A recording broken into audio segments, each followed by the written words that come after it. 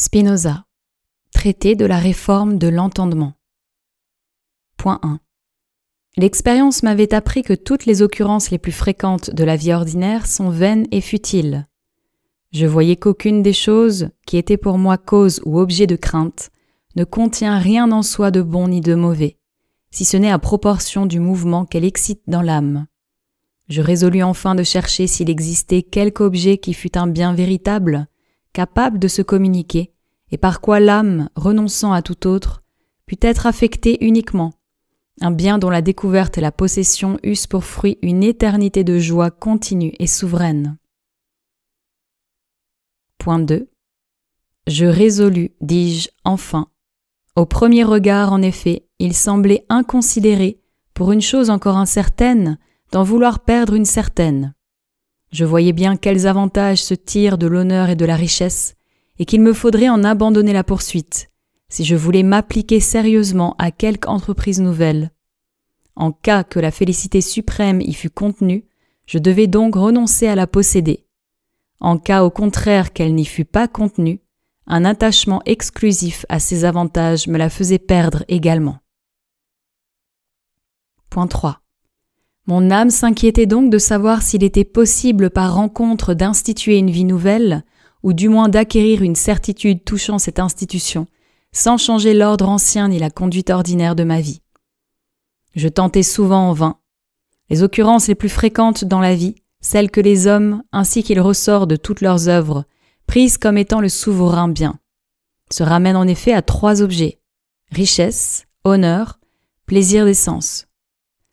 Or, chacun d'eux distrait l'esprit de toute pensée relative à un autre bien. Point 4. Dans le plaisir, l'âme est suspendue comme si elle eût trouvé un bien où se reposer. Elle est donc au plus haut point empêchée de penser à un autre bien. Après la jouissance d'autre part vient une extrême tristesse qui, si elle ne suspend pas la pensée, la trouble et l'émousse. La poursuite de l'honneur et de la richesse n'absorbe pas moins l'esprit, celle de la richesse, surtout quand on la recherche pour elle-même, parce qu'alors on lui donne rang de souverain bien. Point 5. Quant à l'honneur, il absorbe l'esprit d'une façon bien plus exclusive encore, parce qu'on ne manque jamais de le considérer comme une chose bonne par elle-même et comme une fin dernière à laquelle se rapportent toutes les actions. En outre, l'honneur et la richesse ne sont point suivis de repentir comme le plaisir. Au contraire, plus on possède soit de l'un, soit de l'autre, plus la joie qu'on éprouve est accrue, d'où cette conséquence qu'on est de plus en plus excité à les augmenter. Mais si en quelque occasion nous sommes trompés dans notre espoir, alors prend naissance une tristesse extrême. L'honneur enfin est encore plus grand empêchement en ce que, pour y parvenir, il faut nécessairement diriger sa vie d'après la manière de voir des hommes, c'est-à-dire fuir ce qu'ils fuient communément et chercher ce qu'ils cherchent. Point 6. Voyant donc que ces objets sont un obstacle à l'entreprise d'instituer une vie nouvelle, que même il y a entre eux et elle une opposition telle qu'il faille nécessairement renoncer soit aux uns, soit à l'autre, j'étais contraint de chercher quel parti était le plus utile. Il semblait en effet, je l'ai dit, que je voulusse pour un bien incertain en perdre un certain. Avec un peu d'attention toutefois, je reconnus d'abord que, si renonçant à ces objets, je m'attachais à l'institution d'une vie nouvelle, j'abandonnais un bien incertain de sa nature, comme il ressort clairement des observations ci-dessus, pour un bien incertain, non du tout de sa nature, puisque j'en cherchais un inébranlable, mais seulement quant à son atteinte. Point 7. Une méditation plus prolongée me convainquit ensuite que, dès lors, si seulement je pouvais réfléchir à fond, j'abandonnais un mal certain pour un bien certain. Je me voyais en effet dans un extrême péril et contraint à chercher de toutes mes forces un remède, fût-il incertain. De même, un malade atteint une affection mortelle, qui voit la mort imminente, s'il n'applique un remède, est contraint de le chercher. Fût-il incertain, de toutes ses forces, puisque tout son espoir est dans ce remède. Or, les objets que poursuit le vulgaire non seulement ne fournissent aucun remède propre à la conservation de notre être, mais ils l'empêchent et, fréquemment cause de perte pour ceux qui les possèdent, ils sont toujours cause de perte pour ceux qu'ils possèdent. Point 8. Très nombreux en effet sont les exemples d'hommes qui ont souffert la persécution et la mort à cause de leur richesse, et d'autres hommes qui, pour s'enrichir, se sont exposés à tant de périls qu'ils ont fini par payer leur déraison de leur vie. Il n'y a pas moins d'exemples d'hommes qui, pour conquérir ou conserver l'honneur, ont pâti très misérablement. Innombrables enfin sont ceux dont l'amour excessif du plaisir a hâté la mort. Point 7. Ces mots d'ailleurs semblaient provenir de ce que toute notre félicité et notre misère ne résident qu'en un seul point. À quelle sorte d'objet sommes-nous attachés par l'amour? Pour un objet qui n'est pas aimé, il ne naîtra point de querelle. Nous serons sans tristesse s'il vient à périr, sans envie s'il tombe en la possession d'un autre, sans crainte, sans haine et, pour le dire d'un mot, sans trouble de l'âme. Toutes ces passions sont, au contraire, notre partage quand nous aimons des choses périssables, comme toutes celles que nous venons de parler. Point 10. Mais l'amour allant à une chose éternelle et infinie repaît l'âme d'une joie pure, d'une joie exempte de toute tristesse, bien grandement désirable et méritant que l'on cherche de toutes ses forces. Ce n'est pas sans raison toutefois que j'ai écrit ces mots. Si seulement je pouvais réfléchir sérieusement. Si clairement en effet que mon esprit perçut ce qui précède, je ne pouvais encore me détacher entièrement des biens matériels, des plaisirs et de la gloire. Point 11. Un seul point était clair pendant le temps du moins que mon esprit était occupé à ces pensées. Il se détournait des choses périssables et sérieusement pensait à l'institution d'une vie nouvelle. Cela me fut une grande consolation. Le mal, je le voyais, n'était pas d'une nature telle qu'il ne dût céder à aucun remède. Au début, à la vérité, ces relâches furent rares et de très courte durée. Mais à mesure que le vrai bien me fut connu de mieux en mieux, ils devinrent plus fréquents et durèrent davantage. Surtout quand j'eus observé que le gain d'argent, le plaisir et la gloire ne sont nuisibles qu'autant qu'on les recherche pour eux-mêmes et non comme des moyens en vue d'une autre fin. Au contraire, si on les recherche comme des moyens, ils ne dépasseront pas une certaine mesure et, loin de nuire, contribueront beaucoup à l'atteinte de la fin qu'on se propose ainsi que nous le montrerons en son temps. Point 12. Je me bornerai à dire ici brièvement que j'entends par un bien véritable et aussi ce qu'est le souverain bien. Pour l'entendre droitement, il faut noter que bon et mauvais ne disent, en un sens purement relatif, une seule et même chose pouvant être appelée bonne et mauvaise, suivant l'aspect sous lequel on la considère.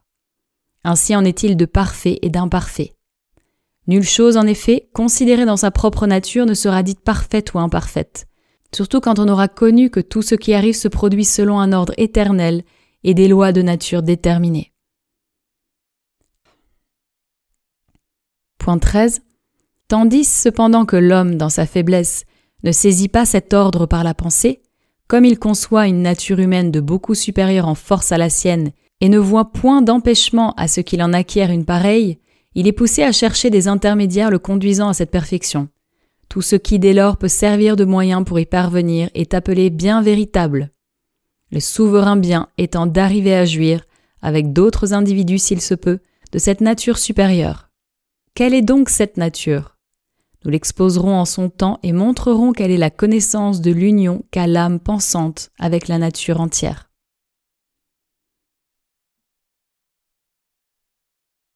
Point 14. Telle est donc la fin à laquelle je tends. Acquérir cette nature supérieure et faire de mon mieux pour que beaucoup l'acquièrent avec moi. Car c'est encore une partie de ma félicité de travailler à ce que beaucoup connaissent clairement ce qui est clair pour moi, de façon que leur entendement et leur désir s'accordent pleinement avec mon propre entendement et mon propre désir. Pour parvenir à cette fin, il est nécessaire d'avoir de la nature une connaissance telle qu'elle suffise à l'acquisition de cette nature supérieure. En second lieu, de former une société telle qu'il est à désirer pour que le plus d'hommes possible arrivent au but aussi facilement et sûrement qu'il se pourra. Point 15. On devra s'appliquer ensuite à la philosophie morale de même qu'à la science de l'éducation. Comme la santé n'est pas un moyen de peu d'importance pour notre objet, un ajustement complet de la médecine sera nécessaire. Comme enfin l'art rend facile quantité de travaux qui, sans lui, seraient difficiles, fait gagner beaucoup de temps et accroît l'agrément de la vie, la mécanique ne devra être en aucune façon négligée. Point 16. Avant tout, cependant, il faut penser aux moyens de guérir l'entendement et de le purifier, autant qu'il se pourra au début, de façon qu'il connaisse les choses avec succès, sans erreur et le mieux possible. Il est par là, dès à présent, visible pour chacun, que je veux diriger toutes les sciences vers une seule fin et un seul but, qui est de parvenir à cette suprême perfection humaine dont nous avons parlé. Tout ce qui, dans les sciences, ne nous rapproche pas de notre but devra être rejeté comme inutile. Tous nos travaux, en un mot, comme toutes nos pensées, devront tendre vers cette fin. Point 17. Pendant toutefois que nous sommes occupés de cette poursuite et travaillons à maintenir notre entendement dans la voie droite, il est nécessaire que nous vivions. Nous sommes donc obligés avant tout de poser certaines règles que nous tiendrons pour bonnes et qui sont les suivantes. 1. Mettre nos paroles à la portée du vulgaire et faire d'après sa manière de voir tout ce qui ne nous empêchera pas d'atteindre notre but. Nous avons beaucoup à gagner avec lui pourvu qu'autant qu'il se pourra, nous déférions à sa manière de voir et nous trouverons ainsi des oreilles bien disposées à entendre la vérité. 2. Des jouissances de la vie prendre tout juste ce qu'il faut pour le maintien de la santé. 3. Rechercher enfin l'argent ou tout autre bien matériel, autant seulement qu'il ait besoin pour la conservation de la vie et de la santé et pour nous conformer aux usages de la cité et tout ce qui n'est pas opposé à notre but. Point 18. Ces règles posées, je me mets en route et m'attache d'abord à ce qui doit venir le premier, c'est-à-dire à réformer l'entendement et à le rendre apte à connaître les choses comme il est nécessaire pour atteindre notre but. Pour cela, l'ordre tiré de la nature exige que je passe en revue tous les modes de perception dont j'ai usé jusqu'ici pour affirmer ou nier avec assurance, afin de choisir le meilleur et de commencer du même coup à connaître mes forces et ma nature que je désire porter à sa perfection. Point 19. En y regardant attentivement, le mieux que je puisse faire est de ramener à 4 tous ces modes. 1. Il y a une perception acquise par ouï-dire ou par le moyen d'un signe conventionnel arbitraire. 2.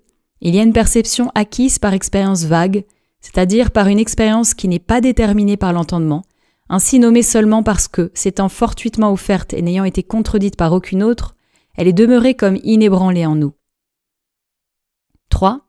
Il y a une perception où l'essence d'une chose se conclut d'une autre chose, mais non adéquatement, comme il arrive ou bien quand, d'un effet, nous faisons ressortir la cause ou bien qu'une conclusion se tire de quelque caractère général, toujours accompagné d'une certaine propriété. 4. Il y a enfin une perception dans laquelle une chose est perçue par sa seule essence ou par la connaissance de sa cause prochaine. Point 20. Voici des exemples pour illustrer ces distinctions. Je sais par ouï-dire seulement quel a été mon jour de naissance, que j'ai eu tel parent ou autre chose semblable dont je n'ai jamais douté. Je sais par expérience vague que je mourrai.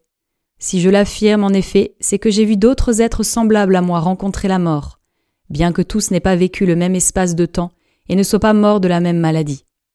C'est par expérience vague encore que je sais que l'huile est pour la flamme un aliment propre à l'entretenir et que l'eau est propre à l'éteindre, que le chien est un animal aboyant et que l'homme un animal raisonnable, et ainsi ai-je appris presque tout ce qui se fait pour l'usage de la vie. Point 21. Voici maintenant comment nous concluons une chose d'une autre chose. Quand nous percevons clairement que nous sentons tel corps et n'en sentons aucun autre, nous concluons clairement de là que l'âme est unie au corps, et que cette union est la cause de cette sensation. Mais en quoi cette sensation, ou cette union, consiste? C'est ce que nous ne pouvons connaître absolument par là, de même quand je connais la nature de la vision et aussi cette propriété à elle appartenant, qu'un même objet vu à grande distance paraît plus petit que si nous le regardons de près. J'en conclus que le soleil est plus grand qu'il ne m'apparaît et autres propositions semblables. Une chose enfin est perçue par sa seule essence quand, par cela même que je sais quelque chose, je sais ce que c'est de savoir quelque chose ou quand, par la connaissance que j'ai de l'essence de l'âme, je sais qu'elle est unie au corps. C'est de cette sorte de connaissance que nous savons que 2 et 3 font 5, et que 2 lignes parallèles et une troisième sont parallèles entre elles, etc. Très peu nombreuses toutefois sont les choses que j'ai pu jusqu'ici connaître d'une connaissance de cette sorte. Point 23. Pour faire mieux entendre tout ce qui précède, je me servirai enfin d'un exemple unique. Soit donné 3 nombres, on en cherche un 4e qui soit au 3e comme le second est au premier. Des marchands diront ici maintes fois qu'ils savent ce qu'il faut faire pour trouver ce 4e nombre parce qu'ils n'ont pas encore oublié le procédé que sans démonstration ils ont appris de leur maître. D'autres de l'expérience des cas simples tirent un principe universel. Il arrive que le 4e nombre soit connu comme dans la proportion 2, 4, 3, 6. Et l'expérience montre qu'en divisant par le premier le produit du second et du 3e, on a comme quotient le nombre 6. Obtenant par cette opération le même nombre qu'ils savaient déjà être le 4e proportionnel demandé, ils ont conclu que cette opération permet toujours de trouver un 4e proportionnel. Point 24. Les mathématiciens, s'appuyant sur la démonstration d'Euclide, proposition 19, livre 7, savent quels nombres sont proportionnels entre eux. Ils le concluent de la nature de la proportion et de cette propriété lui appartenant que le produit du premier terme et du 4e égale le produit du second et du 3e. Ils ne voient pas toutefois adéquatement la proportionnalité des nombres donnés et, s'ils la voient, ce n'est point par la vertu de la proposition d'Euclide, mais intuitivement, sans faire aucune opération. Point 25. Pour faire choix maintenant du meilleur parmi ces modes de perception, il est requis d'énumérer brièvement les moyens qui nous sont nécessaires pour atteindre notre fin, à savoir 1. Connaître exactement notre nature, que nous désirons porter à sa perfection, et avoir aussi de la nature des choses une connaissance suffisante. 2. Pour en faire droitement ressortir les différences, les conformités et les oppositions des choses. 3. De façon à concevoir droitement à quoi elles se prêtent et à quoi elles ne se prêtent pas. 4. Afin de comparer ce résultat avec la nature et la puissance de l'homme, par où se verra aisément la plus haute perfection où l'homme puisse parvenir. Point 26. Après ces considérations, voyons quel mode de perception doit être choisi. Pour le premier, il est de soi manifeste que par le simple ouï-dire, outre que ce mode est fort incertain, nous ne percevons nulle essence de chose ainsi qu'il apparaît dans notre exemple. Or, nous ne pouvons connaître l'existence singulière d'une chose que si l'essence nous en est connue, comme on le verra par la suite. D'où nous concluons que toute certitude acquise par ouï-dire doit être exclue des sciences. Par la simple audition en effet, sans un acte préalable de l'entendement propre, nul ne peut être affecté. Point 27. Quant au deuxième mode, on ne peut dire non plus qu'il ait l'idée de la proportion qu'il cherche. Outre que cette connaissance est fort incertaine et n'est jamais définitive, on ne percevra jamais par expérience vague autre chose que des accidents dans les choses de la nature. Et de ces derniers, nous avons d'idée claire que si les essences nous sont d'abord connues. Il faut donc également rejeter l'expérience vague. Point 28. Au sujet du troisième mode par contre, on doit dire en quelque manière qu'il nous donne l'idée d'une chose et aussi nous permet de conduire sans danger d'erreur. Il n'est cependant pas par lui-même un moyen d'atteindre à notre perfection. Point 29. Seul le quatrième mode saisit l'essence adéquate d'une chose et cela sans risque d'erreur. C'est pourquoi nous devons nous en servir principalement. De quelle façon il faut l'employer pour acquérir des choses inconnues, une connaissance claire de cette sorte, et comment nous y parviendrons le plus directement, c'est ce que nous allons faire en sorte d'expliquer. Sachant maintenant quelle sorte de connaissance nous est nécessaire, il nous faut indiquer la voie et la méthode par où nous arriverons à connaître ainsi véritablement les choses que nous avons à connaître. Pour cela, il faut observer d'abord qu'il n'y aura pas ici d'enquête se poursuivant à l'infini. Pour trouver la meilleure méthode de recherche de la vérité, nous n'aurons pas besoin d'une méthode par laquelle nous rechercherions cette méthode de recherche. Et pour rechercher cette seconde méthode, nous n'aurons pas besoin d'une troisième et ainsi de suite à l'infini. Car de cette façon, nous ne parviendrions jamais à la connaissance de la vérité, ni même à aucune connaissance. Il en est de cela tout de même que des instruments matériels, lequel donnerait lieu à pareil raisonnement.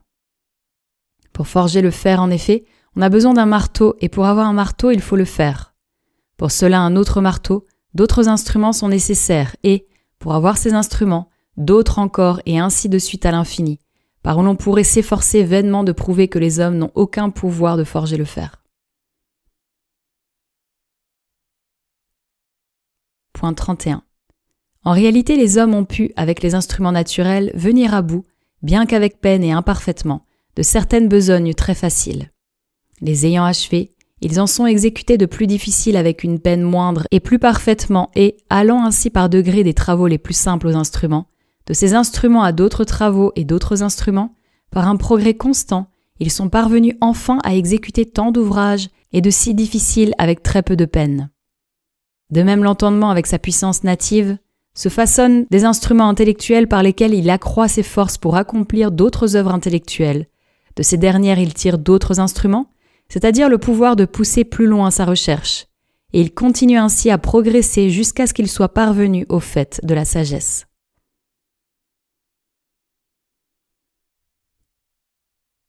Point 32.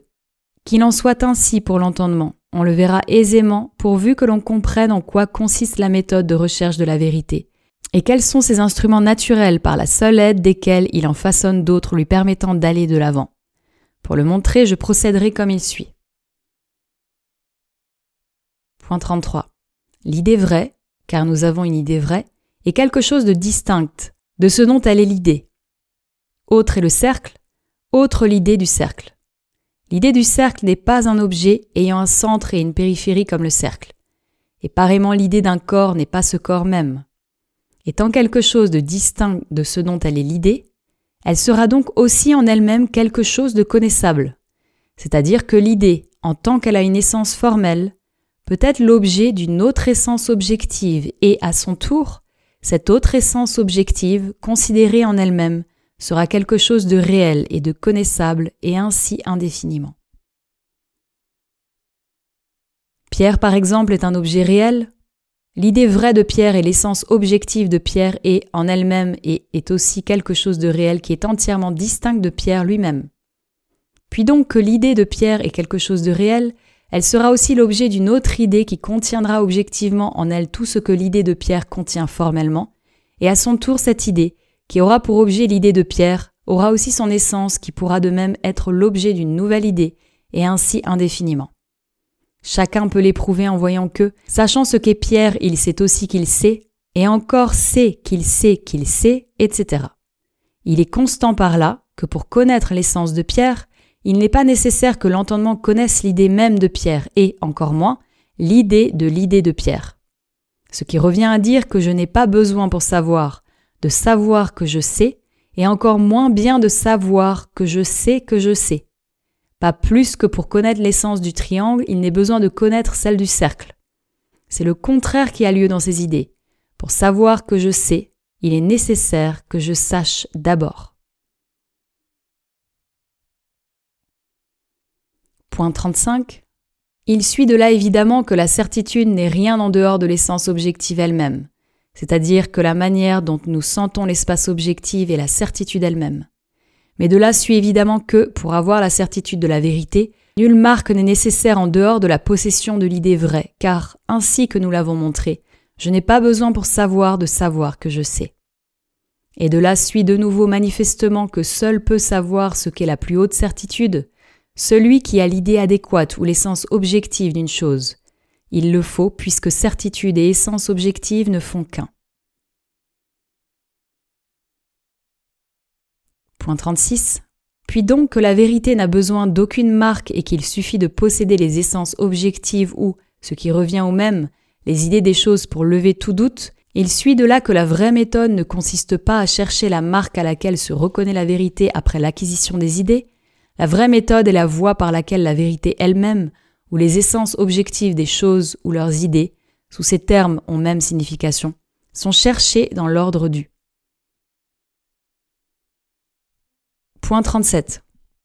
La méthode, pour y revenir, doit nécessairement parler du raisonnement ou de l'action de connaître, c'est-à-dire qu'elle n'est pas le raisonnement même par lequel nous connaissons les causes des causes, encore moins bien la connaissance de ces causes. Elle consiste à bien entendre ce qu'est une idée vraie, en la distinguant des autres perceptions et en étudiant la nature, de façon à prendre connaissance de notre pouvoir de connaître et à astreindre notre esprit à connaître, selon cette norme, tout ce qui doit être connu, lui traçant de plus à titre d'auxiliaire des règles assurées et lui épargnant d'inutiles fatigues. Point 38. De là ressort que la méthode n'est pas autre chose que la connaissance réflexive ou l'idée de l'idée. Et, n'y ayant pas d'idée d'une idée, Si l'idée est donnée d'abord, il n'y aura donc point de méthode si une idée n'est pas donnée d'abord. La bonne méthode est donc celle qui montre comment l'esprit doit être dirigé selon la norme de l'idée vraie donnée. Deux idées, poursuivrons-nous, soutenant le même rapport que les essences formelles qui en sont les objets, il s'ensuit que la connaissance réflexive s'appliquant à l'idée de l'être le plus parfait l'emporte sur la connaissance réflexive des autres idées. La méthode la plus parfaite sera donc celle qui montre, selon la norme de l'idée donnée de l'être le plus parfait, comment l'esprit doit être dirigé. Point 39. Par où se connaît aisément comment l'esprit, à mesure que sa connaissance s'étend à plus de choses, acquiert de nouveaux instruments lui permettant de continuer avec plus de facilité à l'étendre. Avant tout, en effet, comme il ressort de ce qui a été dit, doit exister en nous, comme un instrument donné de naissance, l'idée vraie dont la connaissance fasse connaître la différence existant entre une perception de cette sorte et toutes les autres. En cela consiste une partie de la méthode. Comme il va de soi, d'autre part, que l'esprit se connaît d'autant mieux que sa connaissance de la nature est plus étendue, il est constant que cette première partie de la méthode sera d'autant plus parfaite que l'esprit connaîtra plus de choses et qu'elle sera parfaite au plus haut point quand l'esprit s'applique attentivement ou réfléchit à la connaissance de l'être le plus parfait.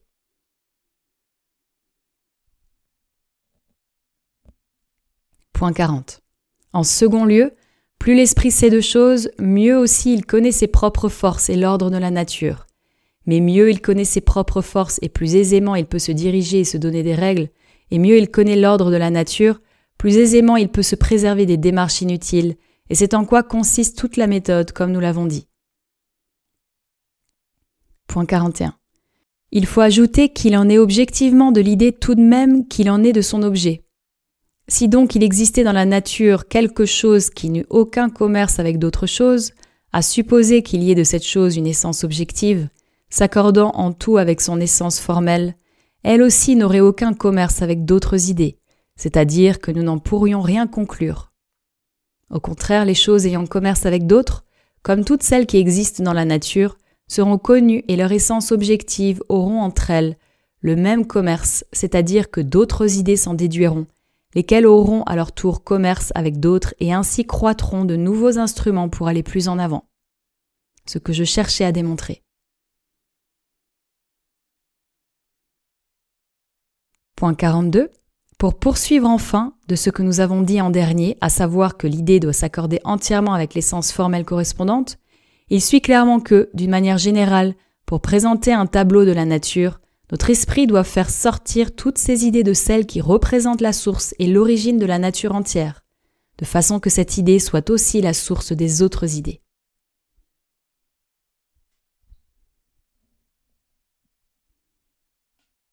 Point 43. Peut-être ici s'étonnera-t-on qu'après avoir dit que la bonne méthode est celle qui montre comment l'esprit doit être dirigé selon la norme de l'idée vraie donnée, nous le prouvions par le raisonnement.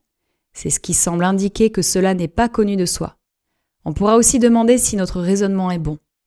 Si notre raisonnement est bon, nous devons partir de l'idée donnée. Et comme ce point de départ a lui-même besoin d'une démonstration, il nous faudrait un second raisonnement pour justifier le premier, puis un troisième pour justifier le second, et ainsi à l'infini. Point 44.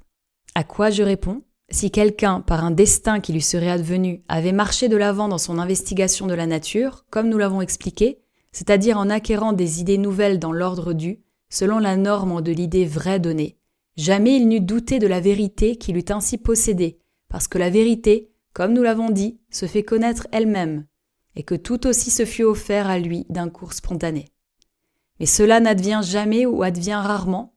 J'ai donc été obligé de poser ces principes afin que nous puissions acquérir par un dessein prémédité ce qui nous est pas échu par destin. Je voulais aussi faire voir que, pour établir la vérité et faire de bons raisonnements, nous n'avons besoin d'autres instruments que la vérité elle-même et le bon raisonnement. J'ai confirmé un bon raisonnement et je m'efforce encore de le justifier en raisonnant bien. Point 45. Ajoutez que de cette façon les hommes s'accoutument aux méditations intérieures. La raison d'ailleurs pour laquelle il advient rarement que, dans l'étude de la nature, on conduise son investigation dans l'ordre dû, ce sont d'abord les préjugés dont nous expliquerons plus tard les causes dans notre philosophie. En second lieu, pour suivre cet ordre, il faut une attention très exacte et une vue très distincte, ce qui exige beaucoup d'application. Enfin, cela tient aussi à l'état des affaires humaines qui est, comme nous l'avons déjà montré, très sujet au changement. Il y a encore d'autres raisons que nous ne recherchons pas. Point 46. Si quelqu'un demande, comme il se peut, pourquoi moi-même je n'ai pas exposé d'abord et avant tout les vérités de la nature dans l'ordre dû, puisque la vérité se fait connaître elle-même, je réponds en avertissant le lecteur qu'il se garde quand il rencontrera ça et là des propositions contraires à l'opinion commune de les rejeter comme fausses, que d'abord il prenne en considération l'ordre suivi par nous pour les prouver, et il acquerra la certitude que nous sommes parvenus à la connaissance de la vérité. Telle est la raison pour laquelle j'ai commencé par ces considérations sur la méthode.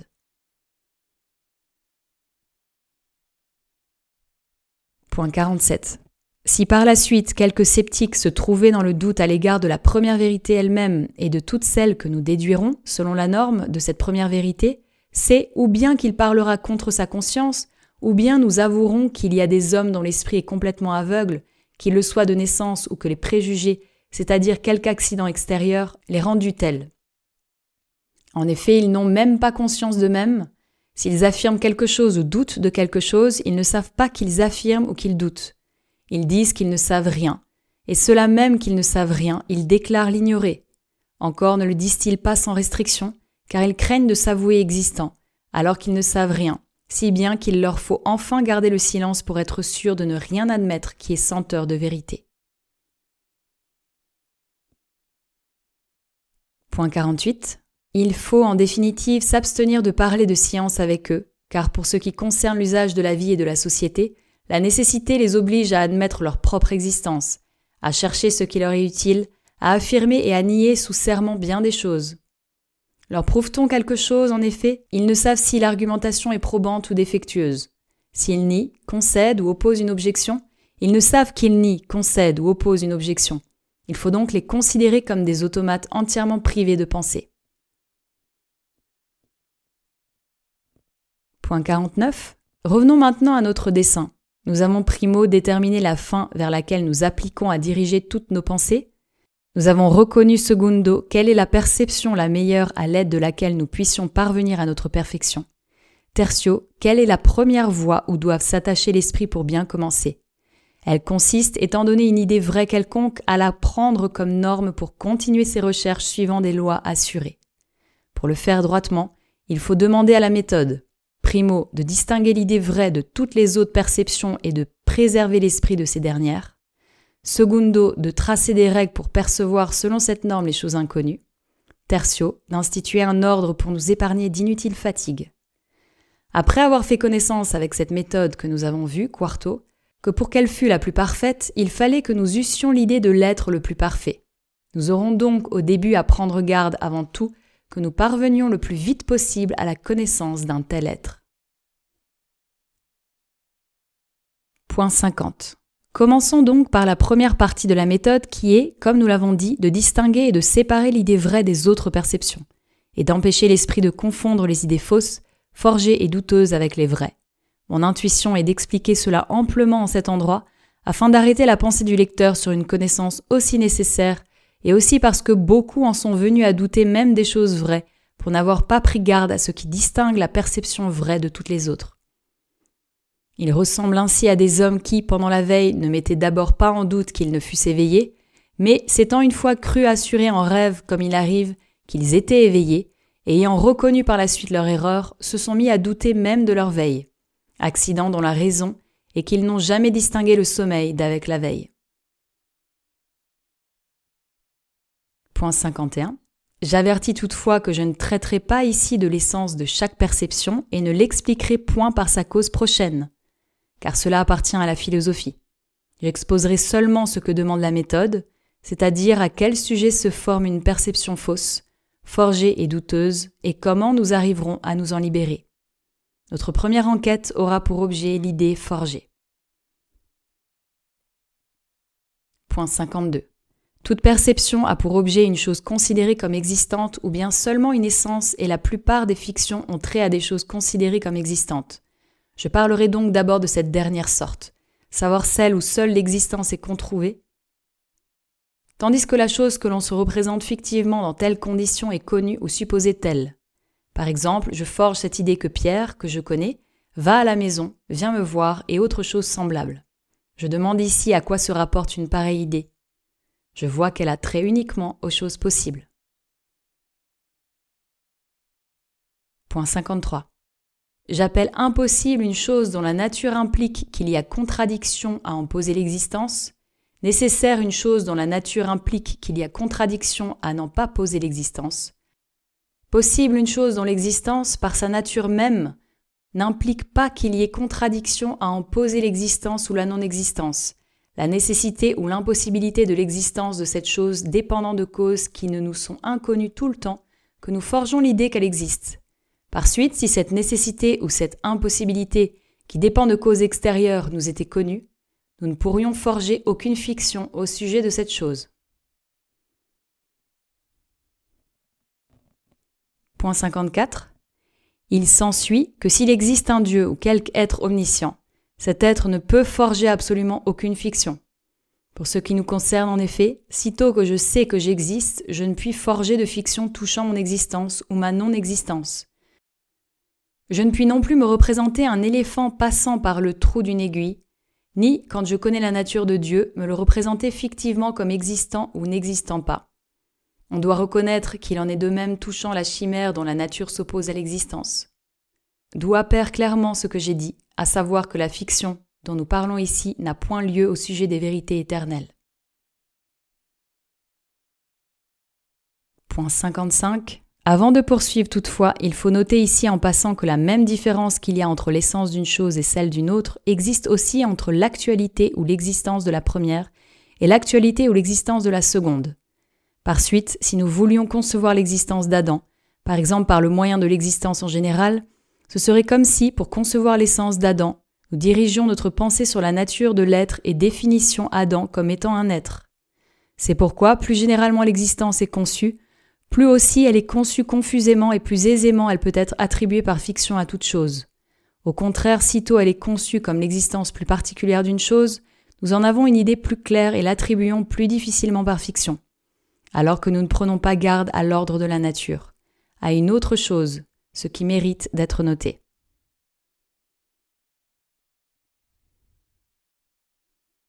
Point 56. Nous avons maintenant à considérer les cas où l'on dit communément qu'il y a fiction, bien que nous sachions clairement que la chose n'est pas comme nous la forgeons. Par exemple, bien que sachant que la Terre est ronde, rien ne m'empêche de dire à quelqu'un qu'elle est un hémisphère, telle une demi-orange sur un plat, ou que le soleil se meut autour de la Terre et autre chose semblable. Si nous considérons ces cas avec attention, nous n'y verrons rien qui ne s'accorde avec nos paroles de tout à l'heure. Il faut observer seulement d'abord qu'il y a eu à un certain moment possibilité de nous tromper et que maintenant nous avons conscience de nos erreurs.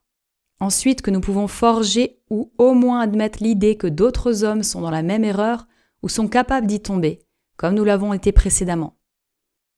Nous pouvons, dis-je, forger cette idée aussi longtemps que nous ne voyons pas d'impossibilité ni de nécessité.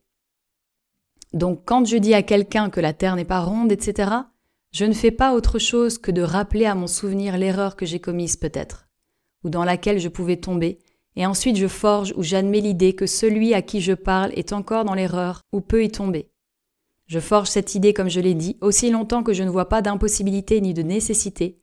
Si en revanche mon entendement avait perçu l'une ou l'autre, je n'aurais plus rien pu forger, et il aurait fallu dire seulement que j'avais fait une certaine tentative. Point 57. Il nous reste à nous occuper des suppositions faites dans les discussions, suppositions qui ont trait parfois même à des impossibilités. Par exemple, quand nous disons « supposons que cette chandelle qui brûle ne brûle pas » ou « supposons qu'elle brûle dans quelque lieu imaginaire », c'est-à-dire où n'existe de corps d'aucune sorte. On fait parfois des suppositions semblables, bien que voyant clairement que la dernière est impossible, mais quand cela arrive, on ne forge rien en réalité. Dans le premier exemple, en effet, je n'ai rien fait que rappeler à mon souvenir un autre exemple de chandelle ne brûlant pas, ou que concevoir la même chandelle sans flamme. Et ce que je pense au sujet de cette autre chandelle, je l'entends aussi de celle-ci, aussi longtemps que je n'ai pas égard à la flamme. Dans le second exemple, on n'a fait autre chose qu'abstraire ses pensées des corps environnants, de façon que l'esprit se porta uniquement à la contemplation de la chandelle, considérée en et pour elle, et en conclut ensuite qu'elle n'a en elle aucune cause de destruction. Si donc il n'y avait point du tout de corps environnant, cette chandelle et aussi cette flamme demeureraient immuables, ou autre chose semblable.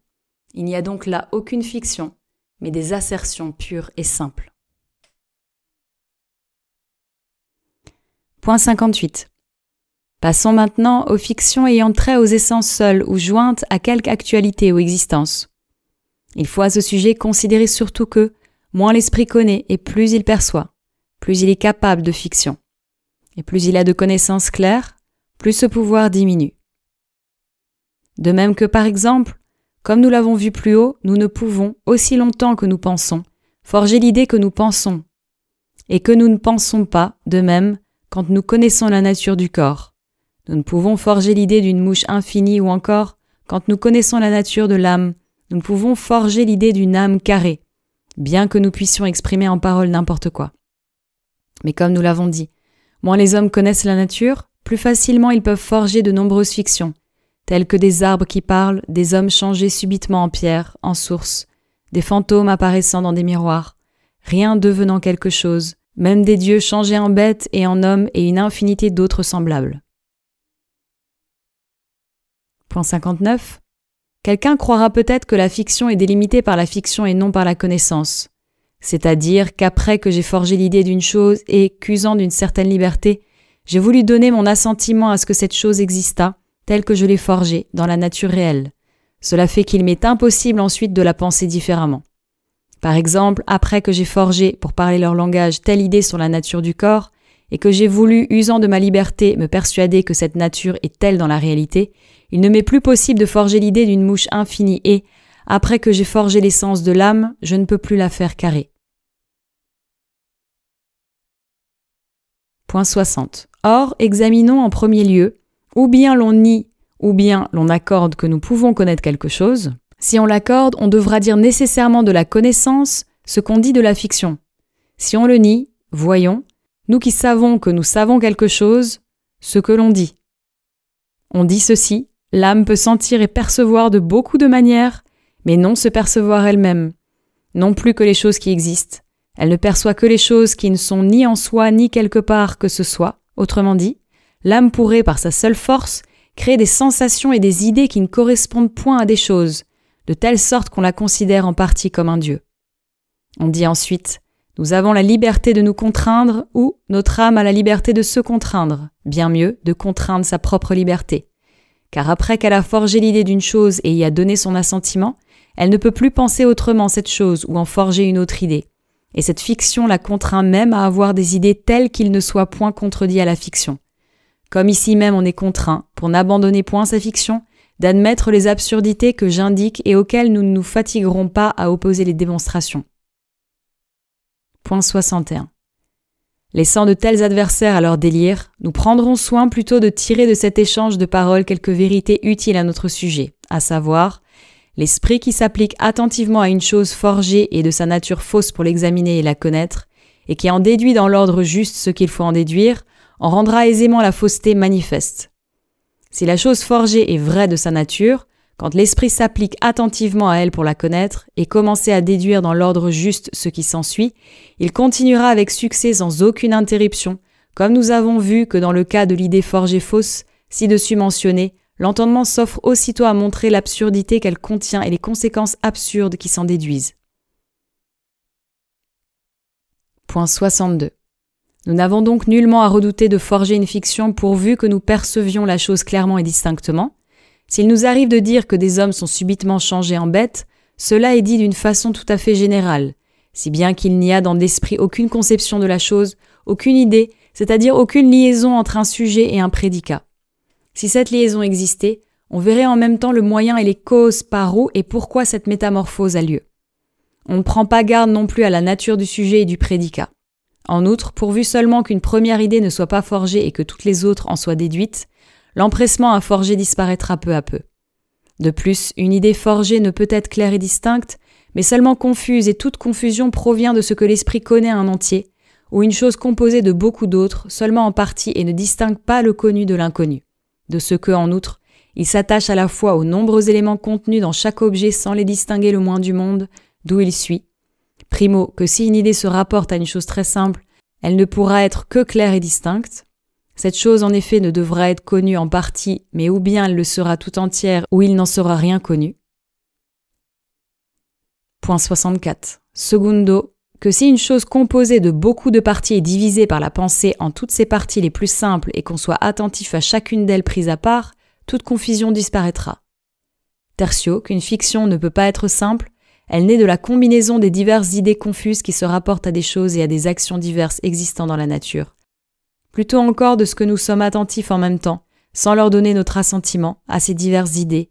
Si la fiction était simple, en effet, elle serait claire et distincte et par conséquent vraie. Si elle naissait d'une combinaison d'idées distinctes, cette combinaison même serait claire et distincte et par suite vraie.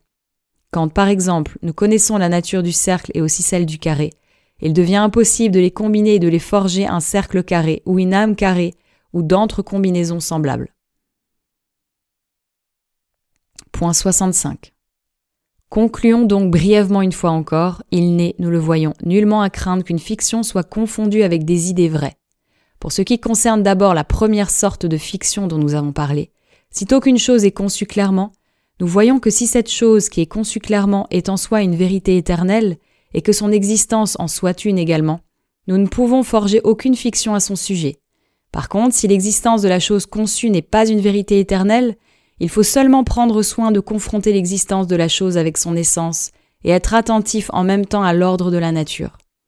Quant à la dernière sorte de fiction, nous avons dit qu'elle consistait dans une attention non accompagnée d'assentiments portés à la fois sur plusieurs idées confuses se rapportant à des choses et à des actions diverses qui existent dans la nature, et nous avons vu aussi qu'une chose parfaitement simple ne pouvait être forgée, mais était un objet de connaissance, et aussi une chose composée, pourvu que nous fussions attentifs aux parties les plus simples dont elles sont composées.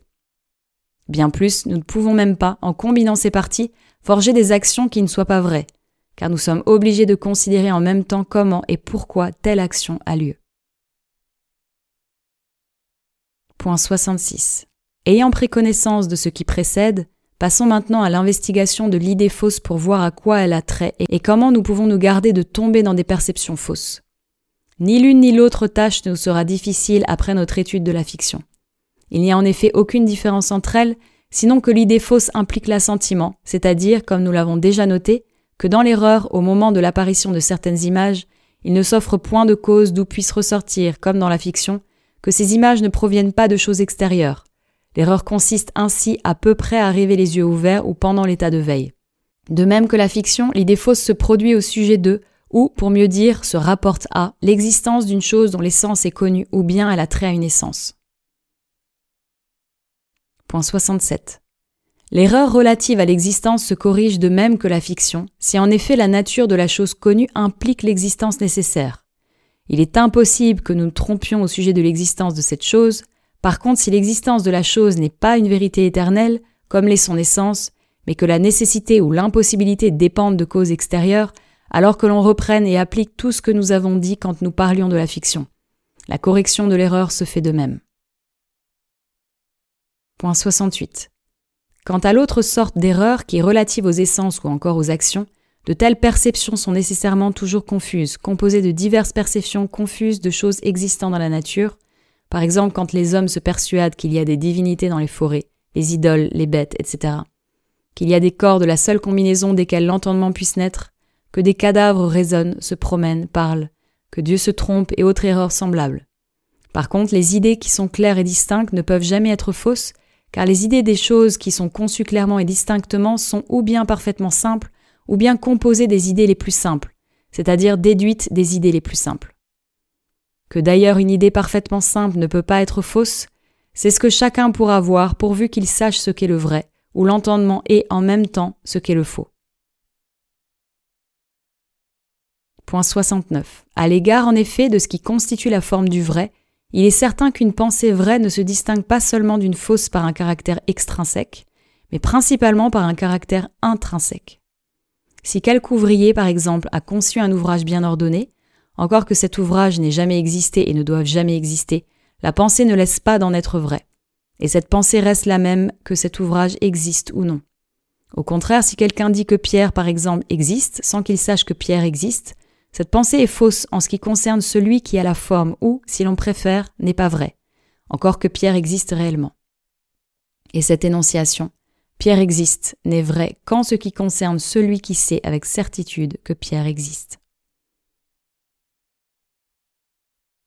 Point 70. D'où suit qu'il y a dans les idées quelque chose de réel par quoi les vraies se distinguent des fausses, et nous devons maintenant diriger notre enquête sur ce point afin d'avoir la meilleure norme de vérité. Et nous avons dit en effet qu'il nous fallait déterminer nos pensées selon la norme donnée de l'idée vraie, et que la méthode est la connaissance réflexive, et de connaître les propriétés de l'entendement.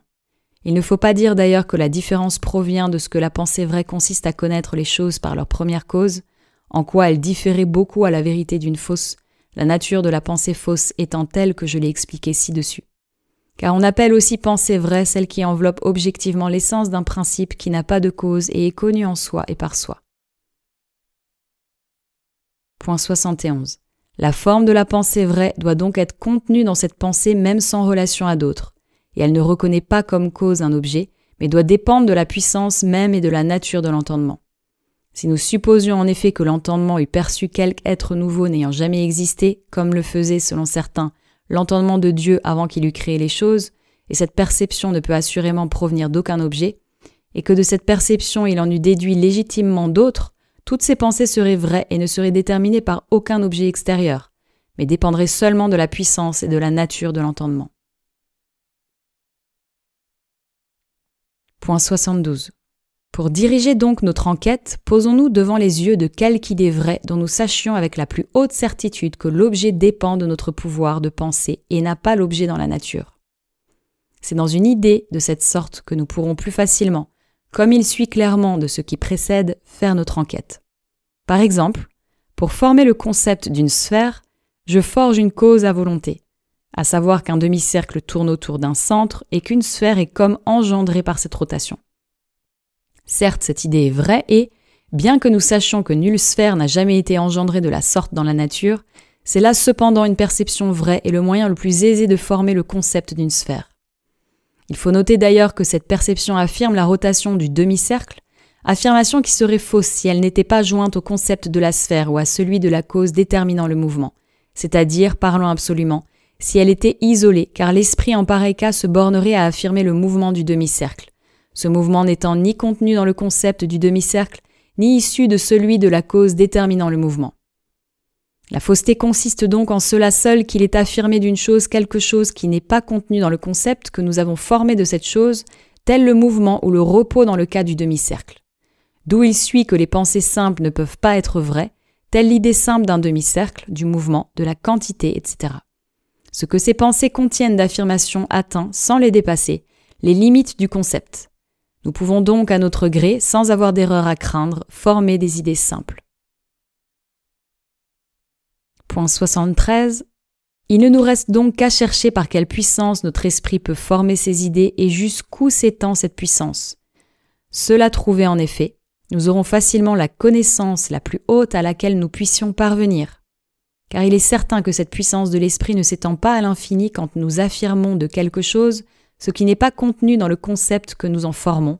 Cela indique en effet qu'il y a en nous un manque de perception, c'est-à-dire que nos pensées ou nos idées sont mutilées en quelque sorte et tronquées. Nous avons vu que le mouvement d'un demi-cercle est faux, sitôt qu'il est isolé dans l'esprit et qu'il est vrai s'il est joint au concept de la sphère ou à celui de quelque cause déterminant un tel mouvement. Que si, comme on le voit d'abord, il est de nature d'un être pensant, de former des pensées vraies, c'est-à-dire adéquates. Il est certain que nos idées inadéquates ont pour unique origine que nous sommes une partie d'un être pensant dont certaines pensées dans leur intégrité, certaines seulement par partie, constituent notre esprit. Point 74. Il importe encore ici d'avoir égard à une rencontre qu'il ne valait pas la peine de noter en traitant de la fiction et qui est l'occasion de l'erreur la plus grande, à savoir quand certaines choses présentes à l'imagination sont aussi dans l'entendement, c'est-à-dire sont conçues clairement et distinctement. En pareil cas, tant que le distinct n'est pas distingué du confus, la certitude, c'est-à-dire l'idée vraie, se mêle aux idées non distinctes. Quelques-uns, par exemple, d'entre les stoïciens ont, par rencontre, entendu parler de l'âme et aussi de son immortalité, chose qu'ils ne faisaient qu'imaginer confusément. Ils imaginaient aussi et en même temps percevaient par l'entendement que les corps les plus subtils pénètrent tous les autres et ne sont pénétrés par aucun. Imaginant toutes ces choses ensemble et y joignant la certitude de cet axiome, Ils étaient certains tout aussitôt que ces plus subtils d'entre les corps sont l'esprit, qu'ils ne peuvent être divisés, etc. Point 75. Nous nous affranchissons toutefois également de cette erreur en nous efforçant d'examiner toutes nos perceptions selon la norme de l'idée vraie donnée, nous gardant, comme nous l'avons dit au commencement, des idées qui nous viennent par ouï-dire ou par expérience vague. Il faut ajouter que cette sorte d'erreur provient de ce que l'on conçoit les choses d'une façon trop abstraite, car il est de soi assez clair que ce que je conçois dans son véritable objet, je ne puis l'appliquer à un autre. L'erreur provient aussi de ce qu'on ne connaît pas les premiers éléments de toute la nature, par suite procédant sans ordre et confondant la nature avec des axiomes abstraits, encore qu'ils soient vrais, on porte en soi-même la confusion et on renverse l'ordre de la nature. Pour nous, si nous procédons de la façon la moins abstraite qu'il se puisse et partons des premiers éléments, c'est-à-dire de la source et de l'origine de la nature, le plus tôt qu'il se pourra, nous n'avons pas à craindre de nous tromper ainsi. Point 76. Pour ce qui touche d'ailleurs la connaissance de l'origine de la nature, il n'est pas du tout à redouter que nous la confondions avec des choses abstraites. Quand en effet on conçoit quelque chose abstraitement, comme on fait pour tous les universaux, ces concepts s'étendent toujours dans l'entendement au-delà des limites où peuvent exister réellement dans la nature leur objet particulier. De plus, comme il y a dans la nature beaucoup de choses dont la différence est si petite qu'elle échappe presque à l'entendement, il peut arriver facilement à les concevoir abstraitement qu'on les confonde. Mais comme nous le verrons plus loin, il ne peut y avoir de l'origine de la nature de concept abstrait, ni de concept général, et cette origine ne peut être conçue par l'entendement comme plus étendue qu'elle n'est réellement. Elle n'a d'ailleurs aucune ressemblance avec des choses soumises au changement, aucune confusion et n'est donc à craindre au sujet de son idée, pourvu que nous possédions la norme de la vérité, que nous avons déjà indiquée. L'être dont il s'agit est unique en effet, infini, c'est-à-dire qu'il est l'être total hors duquel il n'y a pas d'être. Point 77. Voilà pour l'idée fausse. Il nous reste à étudier l'idée douteuse, c'est-à-dire chercher en quoi consiste ce qui peut nous conduire au doute et en même temps comment le doute est levé. Je parle du doute véritable dans l'esprit et non de ce doute qui se rencontre maintes fois, à savoir quand, par le langage, on prétend douter, bien que l'esprit ne doute pas. Ce n'est pas à la méthode qu'il appartient de corriger ce doute. Cela rentre plutôt dans l'étude de l'obstination et de son traitement. Point 78. Il n'y a pas dans l'âme, disons-nous donc, de doute dû à la chose même dont on doute, c'est-à-dire s'il n'y avait dans l'âme qu'une seule idée, qu'elle fût vraie ou fausse, il n'y aurait place pour aucun doute et pour aucune certitude. Il n'y aurait qu'une sensation de telle ou telle sorte. Car cette idée n'est en soi rien de plus qu'une sensation de telle ou telle sorte, mais le doute se forme par le moyen d'une autre idée qui n'est pas si claire et distincte qu'on n'en puisse rien conclure de certain à l'égard de la chose dont on doute. C'est-à-dire que l'idée qui nous incline au doute n'est pas claire et distincte. Par exemple, quelqu'un qui n'a jamais eu la pensée occupée de l'illusion des sens, si elle vient de l'expérience ou à une autre origine, ne doutera jamais si le soleil est plus grand ou plus petit qu'il ne paraît. C'est ainsi que les paysans s'étonnent maintes fois quand ils entendent dire que le soleil est beaucoup plus grand que le globe terrestre, mais le doute prend naissance en pensant à l'illusion des sens. Et si, après avoir douté, on parvient à la connaissance vraie des sens et de la façon dont, par leurs organes, les choses sont représentées à distance, alors le doute sera de nouveau levé. Point 79. Il suit de là que nous ne pouvons mettre en doute des idées vraies sous prétexte qu'il existe peut-être un Dieu trompeur qui nous tromperait dans les choses les plus certaines. Sinon quand nous n'avons encore de Dieu aucune idée claire et distincte, c'est-à-dire quand, par la considération attentive de la connaissance que nous avons de l'origine de toute chose, nous ne trouvons rien qui nous fasse savoir que Dieu n'est pas trompeur aussi clairement que, par la considération attentive de la nature du triangle, nous trouvons que ces trois angles sont égaux à deux droits, mais si nous avons de Dieu une connaissance telle que du triangle, alors tout doute est levé. Et de même que nous pouvons parvenir à cette connaissance claire du triangle, bien que ne sachant pas avec certitude si quelque souverain trompeur ne nous égare pas, de même aussi nous pouvons parvenir à une telle connaissance de Dieu, bien que ne sachant pas avec certitude s'il n'existe pas quelque souverain trompeur, et, sitôt que nous avons cette connaissance, cela suffit, comme je l'ai dit, pour lever tout doute que nous pouvons avoir au sujet des idées claires et distinctes. Point 80. De plus, si l'on procède droitement, s'appliquant d'abord à la recherche de ce qu'il faut chercher premièrement, suivant sans aucune interruption l'enchaînement des choses, et si l'on sait comment on doit déterminer les problèmes avant d'entreprendre de les résoudre, on n'aura jamais que les idées les plus certaines, c'est-à-dire claires et distinctes, car le doute n'est rien d'autre que l'indécision de l'égard d'esprit d'une affirmation ou d'une négation qu'il prononcerait s'il ne se trouvait devant lui quelque objet dont l'ignorance doit rendre imparfaite la connaissance de la chose affirmée ou niée. Il ressort de là que le doute naît toujours de ce que les choses sont étudiées sans ordre. Point 81. Telles sont les questions que j'ai promis de traiter dans cette première partie de la méthode. Pour ne rien omettre cependant de ce qui peut conduire à la connaissance de l'entendement et de ses forces, je traiterai encore brièvement de la mémoire et de l'oubli, et ayant à considérer principalement ici que la mémoire acquiert de la force avec le secours de l'entendement et aussi sans ce secours. Touchant le premier point, plus une chose est connaissable et plus facilement elle se retient, et au contraire, moins elle est connaissable, plus facilement nous l'oublions. Par exemple, si je donne à quelqu'un un grand nombre de mots sans lien, il les retiendra beaucoup plus difficilement que si je les lui communique sous forme de récit. Point 82. La mémoire acquiert aussi de la force sans le secours de l'entendement, en raison de la vigueur avec laquelle une chose matérielle singulière affecte l'imagination ou le sens appelé commun. Je dis une chose singulière car seules les choses singulières affectent l'imagination. Si quelqu'un, par exemple, a lu une seule pièce contenant une histoire d'amour, il la retiendra très bien tant qu'il n'aura pas lu plusieurs du même genre, parce qu'elle se maintient seule dans son imagination. Mais s'il y a plusieurs objets du même genre, on les imagine tous à la fois et on les confond aisément. Je dis de plus une chose matérielle car seuls les corps affectent l'imagination. Puis donc que la mémoire acquiert de la force par l'entendement et sans lui, il s'ensuit qu'elle doit être quelque chose de distinct de l'entendement, et qu'à l'égard de l'entendement considéré en lui-même, il n'y a ni mémoire ni oubli. Point 83. Que sera donc la mémoire ?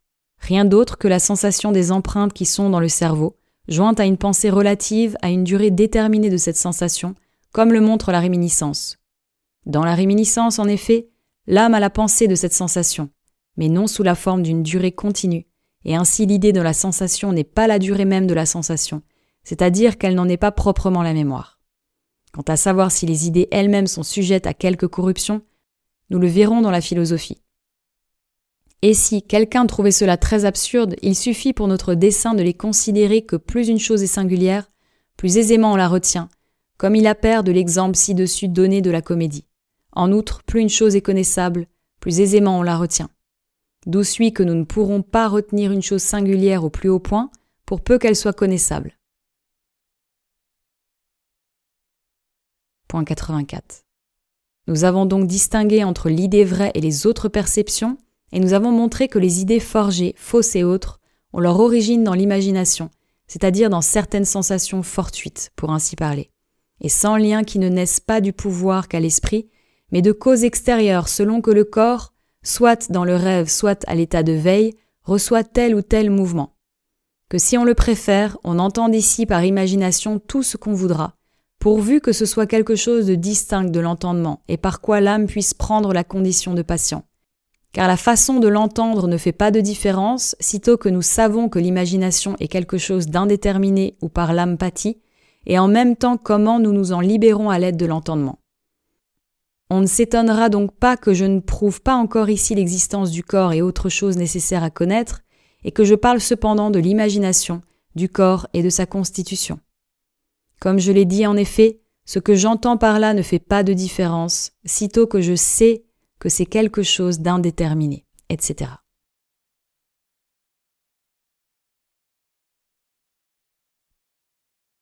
Point 85. Nous avons montré cependant que l'idée vraie est simple ou composée d'idées simples, telle l'idée faisant connaître comment et pourquoi une chose existe ou a lieu. Nous avons montré aussi qu'il en découle dans l'âme des effets objectifs proportionnés à l'essence formelle de son objet. Cela revient à ce qu'ont dit les anciens, que la vraie science procède de la cause aux effets. À cela près cependant que, jamais que je sache, on a conçu, comme nous ici, l'âme agissant selon des lois déterminées et telles qu'un automate spirituel. Point 86. Par là, nous avons, autant qu'il se pouvait au début, acquis la connaissance de notre entendement, et une norme de l'idée vraie telle que nous n'ayons plus à craindre de confondre la vérité avec l'erreur et la fiction. Nous verrons maintenant sans étonnement que nous puissions connaître certaines choses qui ne tombent en aucune façon sous l'imagination, qu'il y en ait dans l'imagination qui contredisent à l'entendement, et qu'il y en ait aussi qui s'accordent avec lui. Nous savons en effet que ces opérations, d'où naissent les images, se produisent selon d'autres lois, entièrement différentes des lois de l'entendement, et que l'âme, en ce qui concerne l'imagination, est dans la condition d'un patient. Par là se voit aussi avec quelle facilité peuvent tomber dans de grandes erreurs ceux qui n'ont pas distingué très exactement entre l'imagination et la connaissance. Dans cette classe rentrent par exemple les erreurs suivantes. Que l'étendue, dont les parties se distinguent réellement les unes des autres, doit être en un lieu, qu'elle doit être finie, qu'elle est le premier et unique fondement de toute chose et occupe à un moment un espace plus grand qu'à un autre et beaucoup d'autres opinions de même sorte qui sont toutes entièrement contraires à la vérité, comme nous le montrerons en son lieu. Point 88. Ensuite, comme les mots sont une partie de l'imagination, c'est-à-dire comme nous forgeons beaucoup de concepts suivant que, par une disposition quelconque du corps, les mots s'assemblent sans ordre déterminé dans la mémoire, il ne faut pas douter qu'ils ne puissent, autant que l'imagination, être cause de nombreuses et grandes erreurs, si nous ne nous mettons pas fortement en garde contre eux.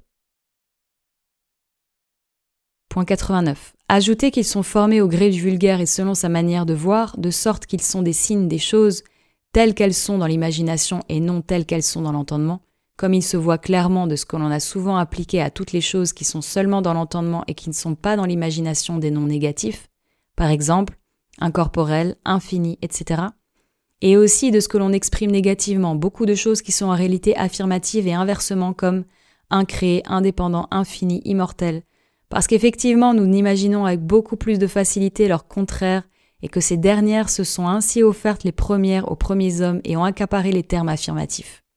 Beaucoup d'affirmations et de négations prennent naissance parce que la nature des mots s'y prête et non la nature des choses.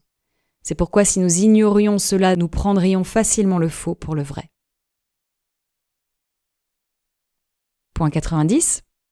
Nous évitons en outre une autre grande cause de confusion qui empêche que l'entendement ne réfléchisse sur lui-même.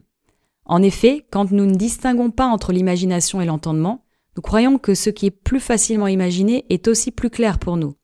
Et ce que nous imaginons, nous croyons le connaître. Par suite, nous mettons devant ce qui doit venir après, l'ordre vrai suivant lequel il nous faut avancer et renverser, et aucune conclusion légitime n'est possible. Point 91. Pour arriver maintenant à la deuxième partie de cette méthode, j'indiquerai d'abord le but que nous nous proposons dans cette méthode, puis les moyens de l'atteindre. Le but est d'avoir des idées claires et distinctes, c'est-à-dire des idées telles qu'elles proviennent de la pensée pure et non des mouvements fortuits du corps. Ensuite, pour ramener toutes ces idées à l'unité, nous nous efforcerons de les enchaîner et de les ordonner de telle façon que notre esprit, autant qu'il peut se faire, reproduise objectivement ce qui est formellement dans la nature, prise dans sa totalité aussi bien que dans ses parties. Point 92. Touchant le premier point, il est comme nous l'avons déjà dit, requis pour notre fin qu'une chose soit conçue ou bien par sa seule essence ou par sa cause prochaine, à savoir si une chose existe en soi ou, comme on dit communément, est cause de soi. Elle devra alors être connue par sa seule essence. Si au contraire une chose n'existe pas en soi mais requiert une cause pour exister, alors elle doit être connue par sa cause prochaine. Car en réalité, connaître les faits n'est pas autre chose qu'acquérir une connaissance plus parfaite de la cause. Point 93. Nous ne devrons donc jamais, tant qu'il s'agira d'étudier les choses réelles, tirer des conclusions de concepts abstraits et nous prendrons grand garde à ne pas mêler ce qui est seulement dans l'entendement avec ce qui est dans la réalité. Mais la conclusion la meilleure est celle qui se tirera d'une essence particulière affirmative ou d'une définition vraie et légitime. Car des seuls axiomes universels, l'entendement ne peut descendre aux choses singulières, puisque les axiomes s'étendent à l'infini et ne peuvent déterminer l'entendement à considérer une chose singulière plutôt qu'une autre. Point 94. La voie droite pour inventer est donc de former des pensées en partant d'une définition donnée, ce que nous ferons avec d'autant plus de succès et de facilité que nous aurons mieux défini une chose. Ainsi, le point capital en toute cette deuxième partie de la méthode consiste en ceci seulement. Connaître les conditions d'une bonne définition et ensuite donner le moyen d'en trouver. Je traiterai donc en premier lieu des conditions de la définition. Point 95. Pour qu'une définition soit dite parfaite, elle devra exprimer l'essence intime de la chose et nous prendrons garde qu'à la place de cette essence, nous ne mettions certaines propriétés de la chose. Pour éclaircir cela, à défaut d'autres exemples que j'écarte pour n'avoir pas l'air de vouloir mettre en lumière les erreurs des autres, je prendrai seulement l'exemple d'une chose très abstraite que l'on peut, sans que cela fasse de différence, définir d'une manière quelconque, à savoir le cercle. Si on le définit d'une figure où les lignes menées du centre à la circonférence sont égales, il n'est personne qui ne voit que cette définition n'exprime pas du tout l'essence du cercle, mais seulement une de ses propriétés. Et bien que, comme je l'ai dit, cela importe peu quand il s'agit de figures et d'autres êtres de raison, cela importe beaucoup dès qu'il s'agit d'êtres physiques et réels. Effectivement, les propriétés des choses ne sont pas clairement connues aussi longtemps qu'on n'en connaît pas les essences. Si nous passons outre sans nous arrêter aux essences, nous renverserons nécessairement l'enchaînement des idées qui doit reproduire dans l'entendement l'enchaînement de la nature, et nous nous éloignerons tout à fait de notre but. Point 96. Pour nous libérer de cette faute, il faudra observer dans la définition les règles suivantes. 1. S'il s'agit d'une chose créée, la définition devra, comme nous l'avons dit, comprendre en elle la cause prochaine. Par exemple, le cercle selon cette règle devrait être défini ainsi. Une figure qui est décrite par une ligne quelconque dont une extrémité est fixe et l'autre mobile, cette définition comprend clairement en elle la cause prochaine. 2. Le concept d'une chose ou sa définition doit être tel que toutes les propriétés de la chose puissent être conclues, alors qu'on le considère seul, sans y joindre d'autres concepts, ainsi qu'on peut le voir dans cette définition du cercle. Car on en conclut clairement que toutes les lignes menées du centre à la circonférence sont égales et, que ce soit là une condition nécessaire de la définition, cela est de soi si évident pour celui qui y prend garde qu'il ne paraît pas qu'il vaille la peine de s'arrêter à le démontrer. Non plus que de tirer de cette deuxième condition cette conséquence que toute définition doit être affirmative. Je parle d'une affirmation de l'entendement, m'inquiétant peu de la verbale, laquelle, à cause du manque de mots, pourra bien à l'occasion s'exprimer sous une forme négative, bien qu'elle soit entendue affirmativement. Point 97. Quant aux conditions d'une définition s'appliquant à une chose incréée, ce sont les suivantes. 1. Elle doit exclure toute cause, c'est-à-dire que l'objet ne doit pas avoir besoin pour s'expliquer d'aucune chose en dehors de son être propre. 2. Une fois donnée la définition de la chose, il ne doit plus y avoir place pour cette question. Existe-t-elle ? 3. Elle ne doit pas, eu égard à l'esprit, contenir de substantifs dont on puisse faire des adjectifs, c'est-à-dire qu'elle ne doit pas s'exprimer par des termes abstraits. 4. Enfin, bien que ce ne soit pas très nécessaire à noter, il faut que cette définition se puisse conclure toutes les propriétés de la chose. Tout cela est évident pour quiconque est attentif. Point 98. J'ai dit aussi que la meilleure conclusion se tirera d'une essence particulière affirmative, car plus une idée est spéciale, plus elle est distincte et claire par conséquent. D'où suit que nous devons chercher par-dessus tout la connaissance des choses particulières. Point 99. Relativement à l'ordre maintenant et pour ordonner et unir toutes nos perceptions, il est requis et la raison demande que nous cherchions aussitôt qu'il peut se faire s'il existe un être, et en même temps quel qu'il est, qui soit cause de toute chose, de manière que son essence objective soit aussi cause de toutes nos idées, et alors notre esprit, comme je l'ai dit, reproduira la nature aussi parfaitement que possible. Car il en possédera objectivement et l'essence et l'ordre et l'unité.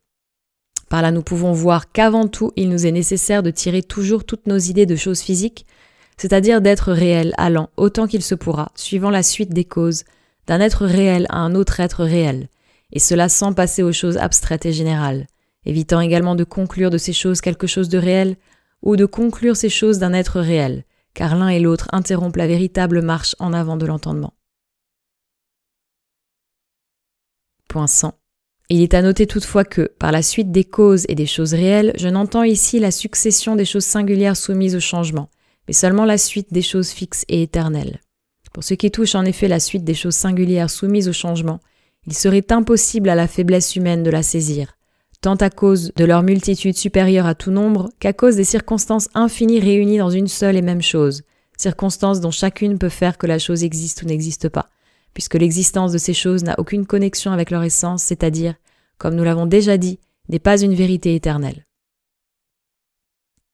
Point 101.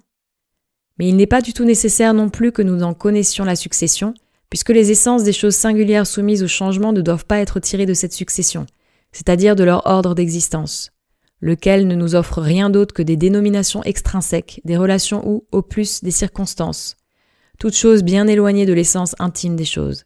Cette essence, au contraire, doit être acquise des choses fixes et éternelles, et aussi des lois qui y sont, on peut dire, véritablement codifiées et suivant lesquelles arrivent et s'ordonnent toutes les choses singulières. En vérité, ces choses singulières soumises au changement dépendent si intimement et si essentiellement, pour ainsi dire, des choses fixes, qu'elles ne pourraient sans ces dernières ni être ni conçues.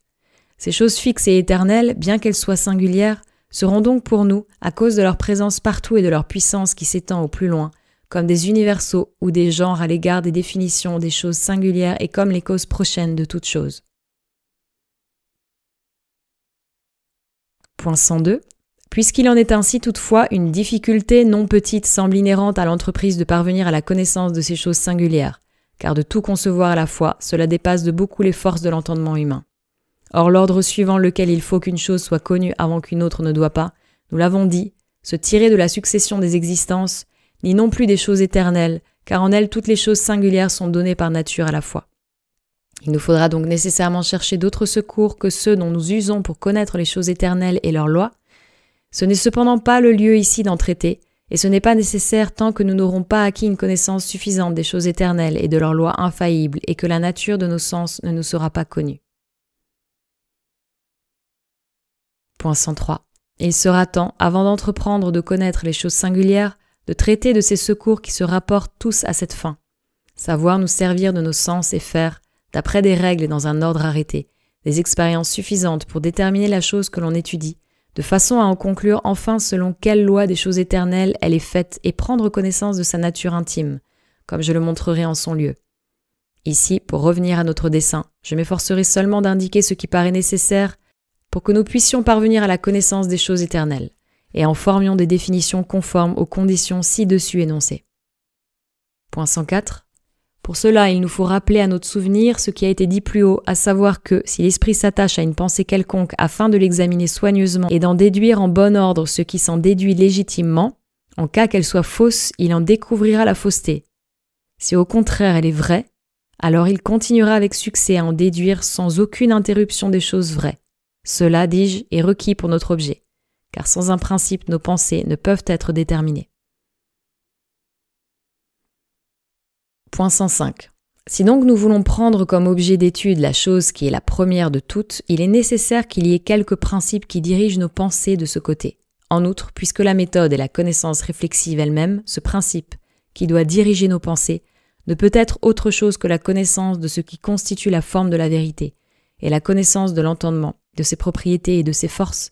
Quand nous l'aurons acquise, en effet, nous posséderons un principe d'où nous pourrons déduire nos pensées, et une voie par laquelle l'entendement pourra, dans la mesure de sa compréhension, parvenir à la connaissance des choses éternelles, ayant égard à ses propres forces.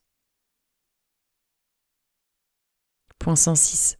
S'il appartient cependant à la nature de la pensée de former des idées vraies, comme on l'a montré dans la première partie, il faut chercher ici ce que nous entendons par les forces et la puissance de l'entendement.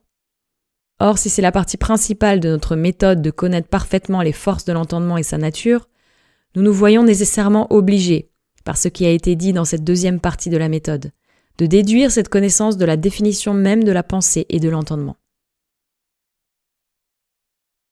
Point 107. Mais nous n'avons jusqu'ici pas eu de règles pour trouver des définitions et, comme nous ne pouvons poser ces règles sans une définition de l'entendement et de sa puissance, il suit de là que, ou bien la définition de l'entendement doit être claire par elle-même, ou que nous ne pouvons rien connaître clairement. Or, cette définition n'est pas par ou en elle-même parfaitement claire. Puisque cependant, pour que nous puissions percevoir clairement et distinctement les propriétés de l'entendement, il faut que la nature nous en soit connue, comme de tout ce dont nous avons une véritable connaissance. La définition de l'entendement s'éclaircira d'elle-même si nous considérons avec attention les propriétés à lui appartenant dont nous avons une idée claire et distincte. Nous énumérerons donc les propriétés de l'entendement et nous les examinerons soigneusement et nous commencerons à traiter de nos instruments natifs. Point 108. Les propriétés de l'entendement que j'ai principalement remarquées et que je connais sont les suivantes. 1. Il enveloppe en lui la certitude, c'est-à-dire il sait que les choses sont formellement comme elles sont contenues en lui objectivement. 2. Il perçoit certaines choses, autrement dit, il forme certaines idées absolument en forme d'autres idées. Ainsi, il forme l'idée de quantité absolument, sans avoir égard à d'autres, mais il ne forme pas les idées de mouvement sans avoir égard à l'idée de quantité. 3. Les idées qu'il forme absolument expriment une infinité. Quant aux idées déterminées, il les forme d'autres idées. Ainsi pour l'idée de quantité, quand il l'aperçoit par sa cause, alors il détermine une quantité, comme par exemple quand il conçoit que du mouvement d'une surface naît un corps, du mouvement d'une ligne une surface, de celui d'un point une ligne. Toutes ces perceptions ne servent pas à rendre plus claire l'idée de quantité, mais seulement à déterminer une quantité. Cela se reconnaît à ce que nous concevons ces choses comme si elles naissaient du mouvement, alors que cependant nous ne percevons pas le mouvement avant d'avoir perçu la quantité, et que nous pouvons aussi prolonger à l'infini le mouvement qui engendre la ligne, ce qui nous serait impossible si nous n'avions pas l'idée de la quantité infinie. 4. Il forme des idées positives avant d'en former de négatives. 5. Il perçoit les choses non tant dans la durée que sous une certaine forme d'éternité et d'infinité numérique, ou plutôt il n'a égard pour percevoir les choses ni au nombre ni à la durée. C'est quand il se représente les choses par l'imagination qu'il les perçoit sous la forme d'un nombre déterminé, d'une durée et d'une quantité déterminée. 6. Les idées que nous formons claires et distinctes semblent découler de la seule nécessité de notre nature, de telle façon qu'elles paraissent dépendre absolument de notre puissance seule. C'est le contraire pour les idées confuses, car celles-là se forment souvent en dépit de nous. 7. L'esprit peut déterminer de beaucoup de manières les idées des choses que l'entendement formait d'autres idées. C'est ainsi que, pour déterminer par exemple une surface elliptique, il se représente une pointe appliquée contre une corde et se mouvant autour de deux points fixes, ou conçoit des points infinis en nombre qui soutiennent un certain rapport constant avec une ligne droite, ou encore un cône coupé par un plan oblique dont l'angle d'inclinaison soit plus grand que l'angle au sommet du cône, ou procède encore d'une infinité d'autres manières. 8. Les idées sont d'autant plus parfaites qu'il y a plus de perfection dans l'objet qu'elles expriment. Nous n'admirons pas autant l'artiste qui a conçu l'idée d'une pagode que celui qui a conçu l'idée d'un temple magnifique. 109. Je ne m'arrête pas ici aux autres modes qui appartiennent encore à la pensée, comme l'amour, la joie, etc., car elles ne font rien à notre présent dessein et ne peuvent être conçues qu'on ait d'abord perçu l'entendement. Qu'on supprime en effet complètement la perception, ils sont tous supprimés. Point 110. Les idées fausses et forgées n'ont rien de positif, comme je l'ai suffisamment montré, par quoi elles méritent la dénomination de fausses et de forgées, mais c'est seulement un manque de connaissance qui les rend telles qu'on les considère. Donc les idées fausses et forgées ne peuvent, comme telles, rien nous apprendre de l'essence de la pensée. Cette connaissance doit être acquise des propriétés positives ci-dessus passées en revue, c'est-à-dire qu'on doit maintenant établir quelque chose de commun d'où ces propriétés découlent nécessairement, c'est-à-dire telles que l'existence en étant posée, elles suivent nécessairement et, l'existence en étant levée, elles soient toutes levées.